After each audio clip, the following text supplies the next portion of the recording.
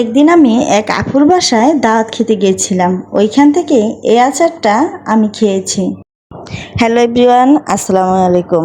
কি অবস্থা সবার, কেমন আছেন? আশা করি সবাই অনেক ভালো আছেন।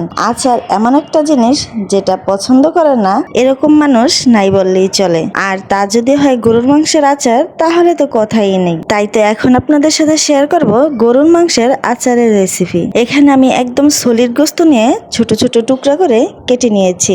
এখন যে প্যানে রান্না করব ওই প্যানে নিয়ে নিলাম। এখন মাংসের সাথে প্রত্যেকটা মশলা একে একে দিয়ে দিব। প্রথমে দিয়ে দিলাম হলুদের গুঁড়ো, দেন দিয়ে দিব মরিচের গুঁড়ো, ঝালের পরিমাণটা আপনাদের টেস্ট অনুযায়ী দিবেন। দেন দিয়ে দিব জিরের গুঁড়ো এবং সাথে দিয়ে দিব 2-3টা এলাচ, দিয়ে দিলাম আদা পেস্ট, দিয়ে দিলাম রসুন পেস্ট, দিব পরিমাণ মতো লবণ, সর্বশেষ দিয়ে দিব সরিষা তেল।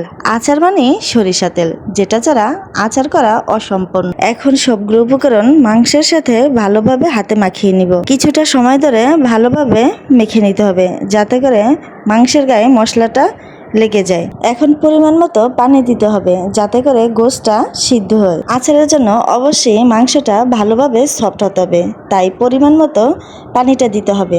অনেকক্ষণ জাল করার পরে আমি পানি শুকিয়ে একদম মাংসটা ভাজা ভাজা করে নেব। মাংসের উপরে তেলটা ভেসে উঠবে। এই তো এখানে আমার মাংসটা রান্না একদম কমপ্লিট।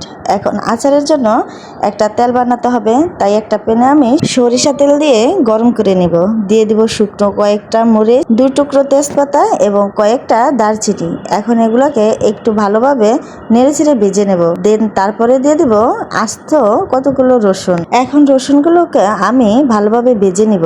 রসুনটা একটু লালচে ভাব হয়ে গেলে দিয়ে দিব রান্না করা সেই মাংসটা। খেয়াল রাখতে হবে যাতে করে এগুলো পুড়ে না যায়। মাংসটা রান্নার সময় আমি এই আচারের রসুনটা খেতে কিন্তু বেশ মজা, আর আচারের সাথে রসুনটা কিন্তু খেতে আমার অনেক পছন্দ। এই তো এখন দিয়ে দিব পাঁচফোড়নের গুঁড়ো।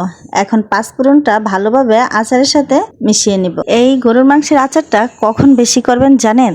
যখন কুরবানির ঈদ আসবে।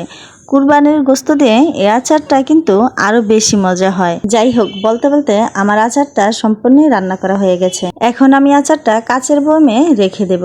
এভাবেই আপনি সংরক্ষণ করতে পারেন বছর খানিক।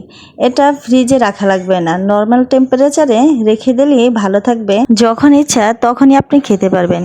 এই আচারটা বিশেষ করে বৃষ্টির দিনে খিচুড়ির সাথে ভালো যায়। আচারটা থেকে এত সুন্দর একটা ঘ্রাণ বের হয়েছে, ইচ্ছে করে আমার এখনই সবটা খেয়ে ফেলি। এভাবেই একবার বাসায় ট্রাই করে দেখবেন, অবশ্যই সবার কাছে ভালো লাগবে।